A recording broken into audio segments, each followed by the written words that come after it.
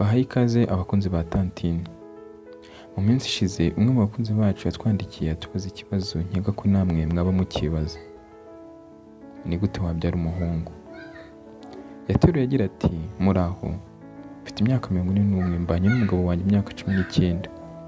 Tukibana twumvaga ko tuzabyara abana 2 kuko twumvaga aribo tuzabasha kurera. Imana yaduhaye abakobwa 2. Umugabo wanjye nyuma yaje kunyegera ansaba ko twakongera tukabyara abandi bana, maze mubajije impamvu ambwira yuko kuva kera na kare yifuzaga kuzabyara umuhungu akitwa amazina ye, mbese agakomeza umuryango. Nabonye ukuntu byari bimubabaje maze ndamwemerera, turongera turagerageza. Twagerageje 2 maze n'ubundi tubyara abakobwa gusa.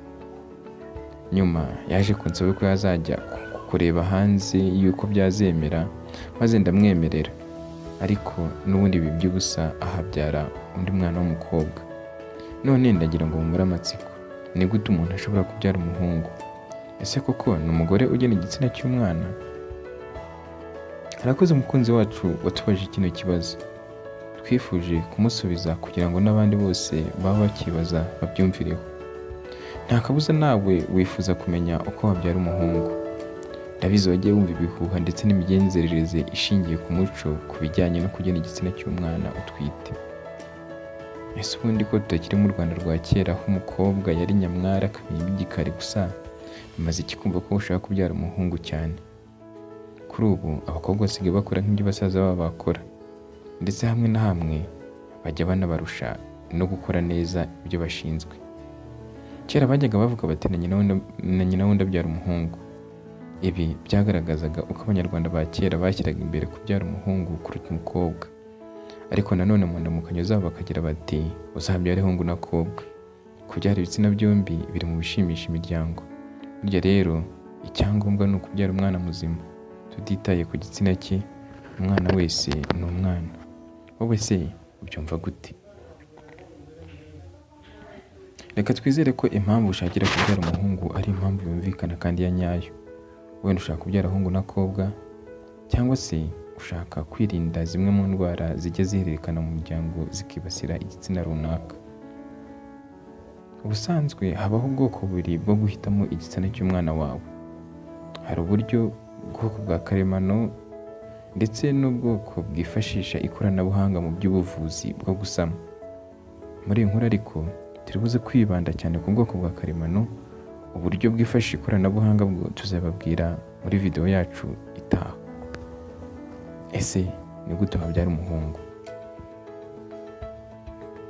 Dore ibyo siyansi tubwira. Ubusanzwe habaho ubwoko 2 bw'intangangabo, izifite chromosome X ndetse n'izifite chromosome Y. Ubwoko bw'intangangabo buhuye n'intangangore nibwo butegeka igitsina cy'umwana uzavuka. Niba intangangabo yari ifite chromosome X, umwana uzavuka ni umukobwa. Naho niba ifite chromosome Y, umwana uzavuka ni umuhungu. Dr. Shetos, umuganga wanditse igitabo cyamenyekanye cyane cyitwa How to Choose the Sex of Your Baby, cyangwa se ni gute wahitamo igitsina cy'umwana wawe, yerekanye ko ubwoko bw'intangangabo bufite ibintu bimwe na bimwe bitandukaniraho. Byumvikane yuko tumenye ibyo bitandukanya intangangabo, dushobora no kumenya uburyo dushobora kuzitandukanya, maze umuntu akaba yabasha gusama igitsina yifuza. Mu bushakashatsi bwe yerekanye yuko intangangabo ifite chromosome X, ni ukuvuga izabyara umukobwa, ari inyembaraga, itinda gupfa ariko ikagenda gahoro. Mu gihe intangangabo ifite chromosome Y, ariyo izabyara umuhungu, yo ikaba nta mbaraga nyinshi igira ariko iranyaruka. Navuga ngo iranyaruka ariko ikaba itamara igihe kinini mu myanya myibarukiro y'umugore itarapfa. Ni gute rero ubwo wasama umuhungu? Kubera ko intangangabo zivamo umuhungu ariyo inyaruka kurusha izavamo umukobwa, Shetos agira inama abashaka kubyara abahungu kuri imibonano mpuzabitsina hafi ya ovulation, cyangwa se gusohoka kw'intangangore.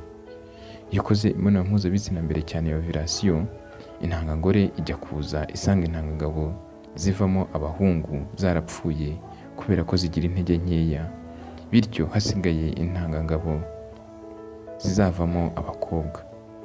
Shetozi kandi agira inama abashaka kubyara umuhungu ko bagomba kwita ku bindi bintu nka pozisiyo bakoresha bakora imibonano mpuzabitsina, imyambaro y'imbere ndetse n'ibindi. Nubwo ubushakashatsi bwa Dr Shetozi bwamenyekanye ku isi hose ndetse n'igitabo cye kigasomwa cyane, ntabwo bishatse kuvuga ko bino bushakashatsi bwizewe 100%. Niba se ushaka kubyara umuhungu cyangwa umukobwa ku mpamvu zumvikana, wabuzwa n'iki kwigeragereza? Murakoze. Reka twongere tubutse ko ino ari Tantine. Niba ushaka gukomeza kugira amakuru yizewe kuza mu byororokere, wajya kuri website yacu cyangwa se ugatunga application yacu muri telefone yawe, cyangwa se ikindi ukadusanga ku mbuga nkoranyambaga zacu kuri Facebook na Twitter.